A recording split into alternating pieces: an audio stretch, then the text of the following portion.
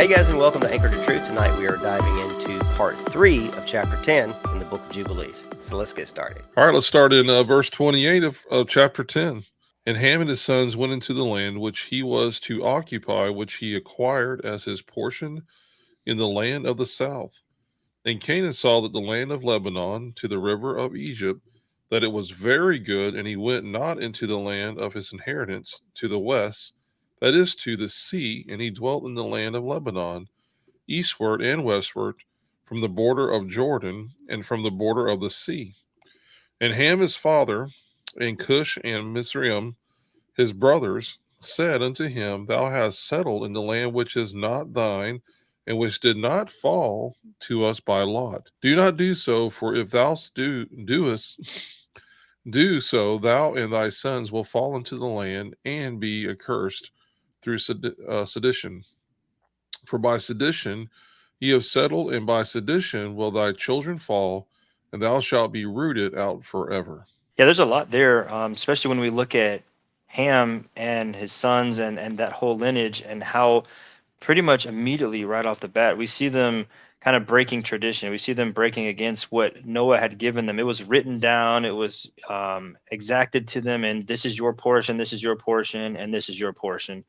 And already we kind of see them going counter to that. And we can see that with scripture all the time when God gives us very specific things to do in specific places to settle, like in this case, that when we go against that, it's to our own detriment and our own downfall. And as we continue to read further, we're going to see that. But what's even more interesting is, there was no partiality when they were parceled out this land. This was done by lot. And I know we spoke on that before about how people can use lots and how lots have been, used all throughout scripture over, Yeshua's garments and different things like that. And it's used in a way so that way no one has their feelings hurt or no one feels like they were chosen because they were more special or they had any one up on another. Same with the disciple to replace Judas. There was a very clear idea there that they didn't want one disciple to feel like they were better than another or one that was more holy than another. So for this situation, for him to go steal someone else's land over something that was done by lot, it wasn't like, oh, well, you're the favorite and I want the favorite stuff. He's like, that's just what you got.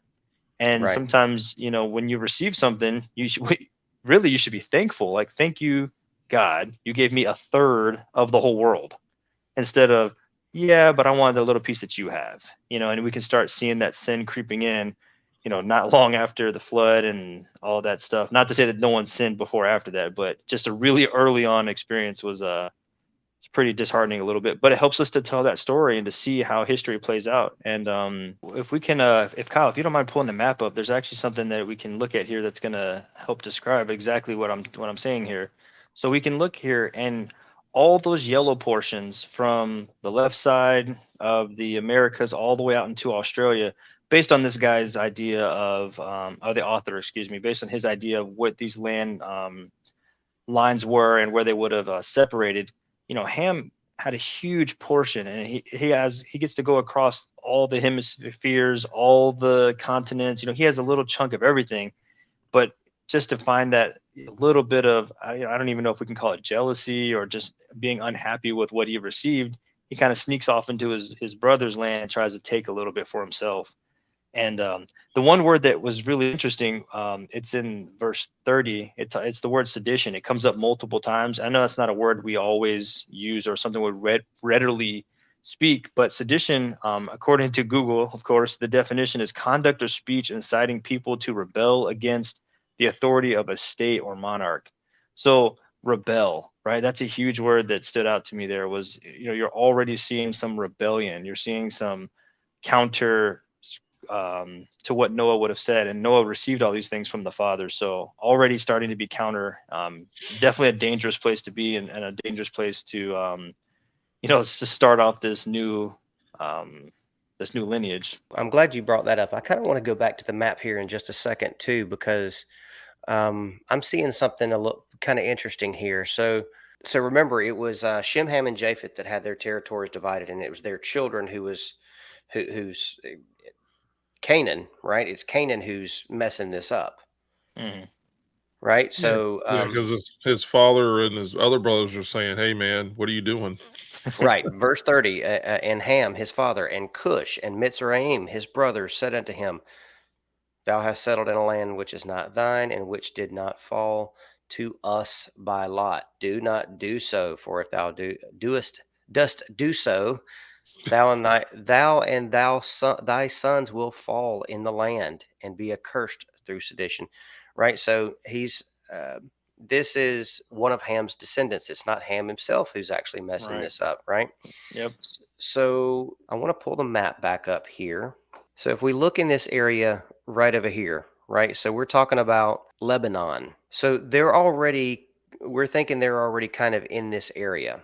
Now, according to this gentleman, he's believing that they're coming from this area and everyone's going their own ways. But if you believe this land that they're in to be in the same general geographical location of where Israel is today, I don't know. I see that some laziness here. It's as if this is where they were right here in the kind of the center, it's like, you know what? I like that place over there. That looks pretty good to me. So I'm just going to go over there. And that's where I'm going to settle. It's like, I'm not going to go to what was promised to me to any of these places. I mean, if you think about it, if he'd have put the work in, all of this could have been his, right? If he'd have just taken the time to make the journey, that could have been amazing land for him.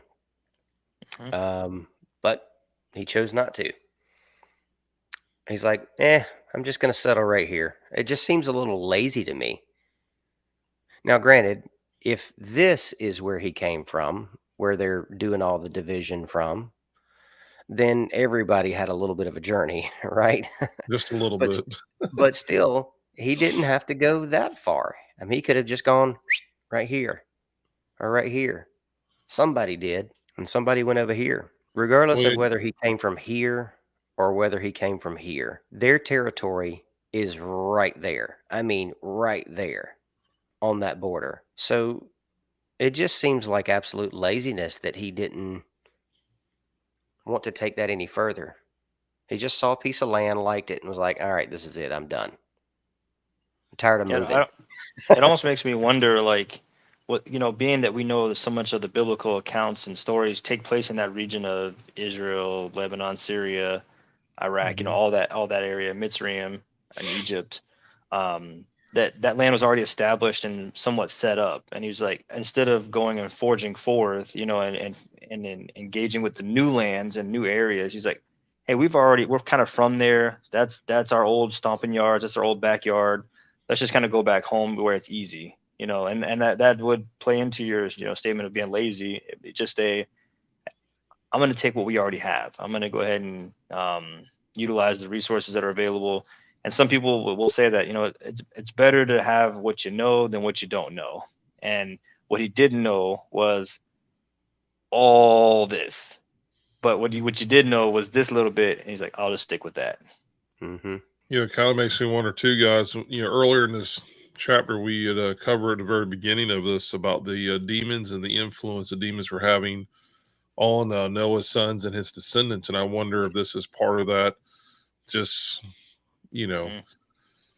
influence on him, and part of being lazy or being like, you know what, I'm just going to take what I want to take, so who knows what's transpiring with this guy right now. And even his father, who isn't in the best of favor with dad, with granddad, is even telling him at this point, and his other brothers, hey, bro, you're going to cause a curse to fall on yourself and your descendants if you do this. Yeah. So the fact that they're recognizing this, Ham, his dad, is recognizing this, to me is big. And but as we read on, we're going to find out he's not going to make the right decision here in just a few more verses. So And part of this curse that they would be putting on, he would be putting on himself and his children, is not experiencing the blessing that was given. So all of this would have been a blessing. Can you imagine how much this land could have been blessed? Yeah. Think of all the desert land and all the stuff that we know over the years that have transpired in the continent of Africa alone. Yeah. Canaan could have blessed the rains down in Africa. He had the opportunity and didn't do it. Right, right. What I find interesting is the map that he uses isn't the, was it the mercurial or whatever, the one that actually shows the real Mercator. real sizes of the continents. Like this is the regular map with like the little baby Africa and the giant America and giant Greenland and giant Russia. You know, Right. because if you were to show this on an actual map, you know, with the actual sizes, the proportions would be so distorted. Africa and South America are huge compared to Russia and Greenland and stuff. So Ham didn't just have a normal big amount. He had the most land by lots, in my opinion. Like if you look at just square miles, I'm sure he ended Yeah. up with the most by like a ton. Yeah. How many United States do we remember that could actually fit inside of Africa? Like 2 or 3 or something like that? Something like that. Yeah, yeah. I remember pulling that up just actually the other day. I was looking at how distorted that map actually is due to them trying to put it on a flat sheet of paper. I'm sure there's a lot of political reasons too, just trying to show power, and when you actually see what the size of Europe is and all that over there, how small it is compared to everything else. But when you look on that map, it looks like it's they're equals, they're close to being these large land masses, and no, not Yep. so much. Yeah, we recognized that while we lived there. We driving across Texas is hours on end, and you go to Europe and you're in 4 different countries in a couple hours. Yep. Especially when you're in the Autobahn going about 150. I've never done such thing. Okay, so is this showing a representation of kind of what you were talking about here, Jonathan? Yeah, that was one of the maps that I had pulled up recently just to get an idea. I had heard it rumored that the map that we've been using, it's a little bit distorted. Trying to fit it all, the globe model on a flat plane, like a map or a piece of paper. And so when you actually use like the square miles and the actual sizes of each country, this is more of a true representation of how big those countries really are and what they would look like in the place of where they in the original map would be. So you look at countries like Russia and Greenland and, well, shoot, let's go with Antarctica. These countries are not even anywhere near the size that they look like on a map that we've seen. So Ham won the lottery. When you really look at it, he has the most land and some of the most fruitful land and some of the best lands, to this day we've known for, diamonds and coal and natural resources and vegetation and animals, and so much of the world's awesome stuff is in those countries. And just to kind of see his heart look for something else is, just interesting for sure. So looking at this map, guys, it looks like the dark blue is the actual size. That's part of the overlay for this map. And isn't it interesting there, Jonathan, how the United States and Australia seem to be virtually almost the same size? Yep. That's And incredible. you would never suspect it either. No, not at all. And look how tiny Europe is. It's a little bitty. I know you got to have to zoom in a few times to see some of those countries. Yeah, Yes, so all of this is Shem right up in here. Yep. And that. And that. Yeah, not too much. Yeah. Very influential in world history, but yes, I think you could probably get looks like almost 3 United States inside of Africa. It looks like it probably for sure. 2 for sure. 2 for sure. Absolutely. Yeah. Isn't that incredible? And I'm sure there's a political reason. The powers to be, they want themselves to appear. Look at the side. Look how much smaller Russia is on this. I mean, that's. I mean, you look how. I mean, America, not so bad. Not so bad. It's the overlay is not so bad. Russia is like almost a third less bigger than what it's portrayed on the map. Yeah. It seems to be that way for, look at it as the westernized countries, all of the westernized countries. Basically the majority of the stuff in the northern hemisphere. Yep. Right, as they call it. Sorry, I don't know the right words to use there. The top part. But the top, right? The middle, however you want to phrase that. The cold part, eh? Yeah. That'll work. It seems it seems like all of this land is just blown way out of proportion on our normal maps. And then we come down here to say Africa, and it's like you see very little of this light blue, where they've increased the size of the actual landmass there. Same thing for most of South America as well. Mm-hmm. But these northern countries, mostly westernized countries, vastly overproportion their size. Wonder why. And that elephant trunk in the room down there at the bottom. This little guy. This little guy right here. Okay, so let's get back to it. But it was definitely cool looking into the map of what the actual size of these locations are, and yeah, it just seems like, I don't know. To me, it just seems like whether he would have come from this area and accessed the land down here, or whether he come from this area and had access to this land here or over here. It just seems like he just, I don't know, he just got lazy, in my opinion. He saw something nice and said, "Yep, I'll take that." Or like you said, familiar is better in some people's eyes. Mm-hmm. They, we miss the blessings because we want to stick with what we're used to. Mm-hmm. So try new food, people. Just make sure it's actual food. Good point.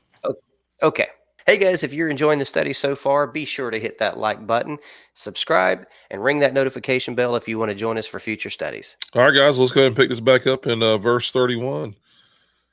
It says, "Dwell not in the dwelling of Shem, for to Shem and to his sons did it come by their lot.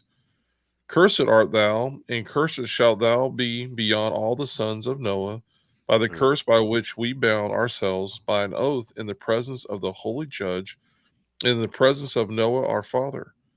But he did not hearken unto them, and dwelt in the land of Lebanon, from Hamath to the entering of Egypt, and he and his sons until this day, and for this reason that land is named Canaan. And Japheth and his sons went towards the sea, and dwelt in the land of their portion. And Madai saw the land of the sea, and it did not please him, and he begged a portion from Elam, and Asher, and Arpachshad, his wife's brother, and he dwelt in the land of Media, near to his wife's brother until this day. And he called his dwelling place, and the dwelling place of his sons, Media, after the name of their father, Madai. So here's something interesting, guys. Let's look over here at verse 32 for just a moment. It says here, the presence of the holy judge, and in the presence of Noah our father. And in a side note there, it says the angel who was present at the lot. That's interesting. So we have the holy judge, the angels being depicted here as one of the holy judges who was there at the casting of the lots. It kind of reminds me of that that modern principle of having like a witness for a marriage, or a witness for a decree, or a witness for some kind of contract, to make sure that, hey, both parties are going to adhere to what they said and what they agreed upon. So that's really cool to see that all the way back in original Bible days, you still had a witness to ensure that these things were enacted correctly. And it shows over here, this is given a reference to chapter 8, verse 10 as well. So we can actually go up there and read that if y'all like. Yeah, I'd awesome. love to. Yeah, let's do it. Yeah, so chapter 8, verse 10, it says, "And it came to pass in the beginning of the 33rd Jubilee that they divided the earth into 3 parts, for Shem and Ham and Japheth, according to the inheritance of each, in the first year, in the first week, when one of us who had been sent was with them." So that one of us that was sent, these are the angels dictating this information, sharing it with Moses, and they're letting Moses know one of us angels were there, and that's how we get that connection, and we can see why that note's there now, because that definitely seals this whole situation, that seals this whole contractual action that happened here. Well, yeah, think about this: having those 2 witness, or having a second witness. The sons can't come back on the father at all and say, "Well, Dad, no, that's not what happened. You saw this was my lot," and I don't know if the angel would all of a sudden appear before me and go, I was there to witness it, boys, and that's not the way the lot fell for you. So Well, not only that, but it would show the severity of the situation. You know, like, this isn't just a spit on your hand and shake on it. This is a, hey, an angel Right. showed up. This is a no kidding, don't mess this up. And then yeah, you're like, by the way, I'm gonna mess this up. And then yeah. they drink blood. You know, And then they That's what drink I'm blood. trying to say. Then they drink blood. it's like, come on, guys. Now, boys, don't drink that blood. In the next chapter, over there, like turning the bottle up. I'm like, come on, man, come on. And that's something I don't think I've ever seen anywhere else, where any of the scriptures or anything I've read where we've actually had that interaction with an angel being there as that type of witness. So that's really cool.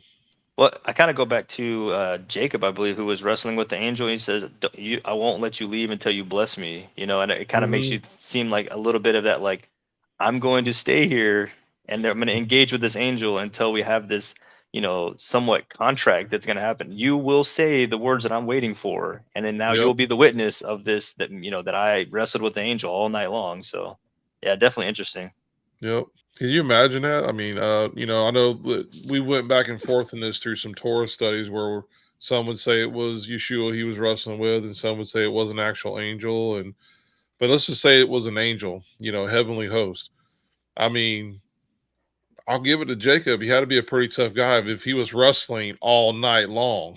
Hmm. I mean, he's down in the pit with this angelic being, and apparently he had the ability to say, "Oh, you're not leaving until I get a blessing. My hip may be out of joint the rest of my life. I may walk with a limp, but I'm getting a blessing out of this." So check this out, guys. I did just a simple search for what does Canaan mean. Would you be interested to know what Bing has to say about it? Yes.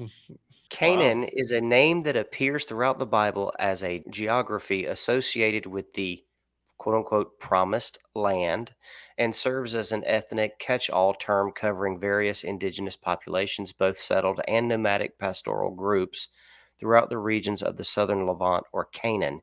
In biblical names, the meaning of the name Canaan is merchant, trader, or that humbles and subdues. I would say that being as it was so important for them to put this in there, and it's talking about uh, this is going to be a curse to you and your descendants, right? It says this is going to be a curse to you and your descendants. And then it says in verse 34, and for this reason, that land is named Canaan. That doesn't sound like a good thing to me. It doesn't sound like that's going to have a good connotation to that name. Yet, if we do a Bing search, simply putting it as promised land doesn't seem like that fits. It's a little misleading. Yeah, it's Right. promised land, but not to him, right? But that goes to show you that you can't change God's intended purpose and his original intent of that land was promised regardless of what one of the sons or one of the grandsons tried to do or tried to, you know, enact on their own desires. And even more so, like Joe was saying, you know, that with the demonic presence at the time, what better way than to try to go steal the land? What better way than to try to kill the prophet? What better way than to try to kill Yeshua? You know, it's always saying this is already known to be promised land, the promised person, the promised Messiah.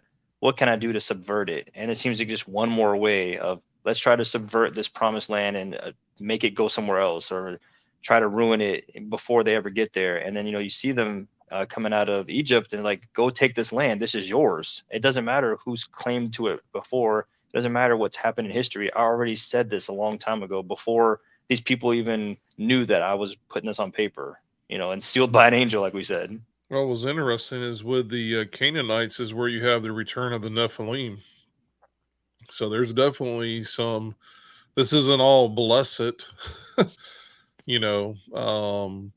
And part of that lineage with the Canaanites, if I'm not mistaken, and it could be, when they were going into the land, you know, to take the promised land, that's who they were actually driving out, were the descendants of Canaan. Part of that, the Canaanites, the giants in that land. So they may be associated with the promised land and the fact that they were dwelling there. But again, I'm trying to bring this from memory. That may not be a good thing. But as the children as Israel was going in there, you know, they were to take back the land. You know, the land that the father said, "Hey, I'm going to give you a land that you didn't sow, a land that you didn't build these houses." Everything that's going on here, I've allowed these people to live here for the sake of when you show up, I'm kicking them out. Mhm. You know, they're getting Yeah. the boot. Let me share this real quick. So I went over to in my search here, and again, this was just kind of one of the first things I pulled up. So I, I can't vouch for this website. This is just something that I pulled up, and it seems pretty decent so far, just in this one thing. So anyway, I'm going to share it. Went to ancienthebrew.org, and this particular topic was written by Jeff A. Benner. And I'll read it for you. It says, the name Canaan refers to the son of Ham, the son of Noah, as well as the descendants of Canaan who settled the land west of the Jordan River. The Hebrew for this name is, and then it spells it out in Hebrew, pronounced Canaan. It is derived from the root kina, meaning to be brought down by a heavy load. By extension, this word can also mean subdue or humble. Canaan and his descendants are continually being brought down. Mm.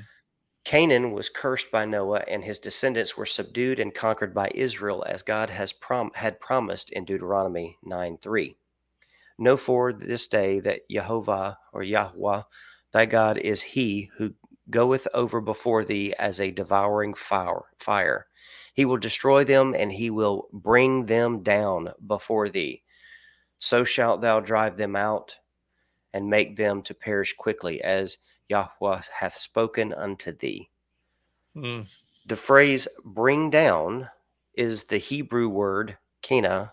In the context of the conquest of the Canaanites, God used Israel to bring down low, kena, the people who are brought down low, Canaan.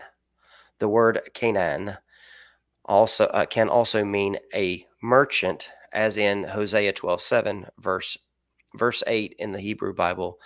As a merchant is one who carries heavy loads. Mm. Mhm. Interesting. I wanted to pull this up because when I think of carrying a heavy load or a heavy burden, it makes me think of a donkey, right? Mm-hmm. And one of the things that popped in my mind with a donkey and this burden being on them, right? Thinking of those people and how their lives have been throughout history. The very top one is an NIV, so I'll just read that one. It says, "He will be a wild donkey of a man. His hand will be against everyone, and everyone's hand against him. And he will live in hostility toward all his brothers." Mm. So, a wild donkey of a man, a beast of burden, Mm-hmm. right? Carrying a heavy load. And you know who this is referring to, right? Ishmael. Yep. So, Mm. which again is part of that same people group, correct? Is it Yeah, Canaanites? I'd say kinda, because I mean most of the Arabic countries are like Saudi Arabia and Iraq, Iran, Pakistan, like those that direction, which would be Shem, but maybe. Okay, so let's get back to it. In the top right corner, it says Hamath marked the northern boundary of Israel, or modern Syria, the lot. We're referring back to chapter 8, verse 10 again. Mhm. Mhm. Yep. The Sinai Peninsula belonged to Egypt and serves as the southern boundary. And then the last part says, note this does not say Madai was given that which he begged. The Medes would become conquerors behind much of the world empire from the beginning. As with Canaan, Nephilim are recorded there. Mhm. Mm. And Hmm. that's not a good thing. Just FYI, ladies and gentlemen. Right, Not a good thing. right. So, yeah, you were definitely on point with that earlier, Joe. And of course, we know throughout history about the Medes and the Persians and that sort of stuff. Yep. Mm-mm-mm. So overall, guys, what are your thoughts on this last portion of chapter 10? Like, where does it bring us to this day? Just your overall thoughts. Well, I mean, chapter 10 kind of has a roller coaster from the beginning. We're dealing with demons and Mastema showing up and Right. 90% going and 10% staying. And then, on the other part of this, with the Tower of Babel and everything that happened. I mean, so this is kind of like a roller coaster, chapter 10 to me. It's it's hitting a lot of major things along the way, and then we see we're going back to his sons. Now we're going back, which is kind of going back to chapter 8 again. This is, and it's referenced in here what we just read. So it's kind of ending on a note of where through the demons and their influence, and then you have the Tower of Babel and God showing up and destroying that. And now we're back to Noah's sons, and we're like, and we see the grandson here, Canaan, going, you know what? I'm just going to do what I want to do, and I'll just let the chips fall where they may, is basically what he's doing. Even though Right. his father and everybody else is saying, man, son, don't do it. And we see this is what happens. And in the very end there, again, we see that it says that the Nephilim show up in his bloodline. And so that, to me, that's part of the curse. That's part of the fall that took place before the flood. And so now we're seeing this resurgence of these extraordinary large people coming back onto the scene. And it's through cursed bloodline of Ham. Yeah, I agree with everything you just said, especially being that like these events, if you take them as separate events, they seem like they don't really play a factor from one to the other to the other. But when you called it a roller coaster at first, it's like I don't understand what you're saying. But then I start thinking about it. It's a ride, and each part of it's connected, and you have the thrills and you have the drops and you have the ups and the downs. And when we're looking at it, the drops, right? The tower, I did that. But whenever we go to what the purpose behind some of that stuff is, the tower, they were all in one accord, one language, and they essentially couldn't be stopped. And then now they have the splitting and the separation. And now we're going back to the grandsons and further land splitting and separation. So before we have giant 1, 2, 3, and now we're starting to get all these little smaller sections and subsections and certain, areas and regions. So before it was, you have a third. Now it's, well, and that third, here's some more splitting. So it's essentially explaining the story as continued from the Tower of Babel. We always kind of read it as, oh, Tower of Babel, they all went somewhere. Well, here it's given us where these people go. Why did they end up where they ended up? And I like that the story does actually flow, even though they seem like separate events. And like Joe was saying, like, oh, and back to the map.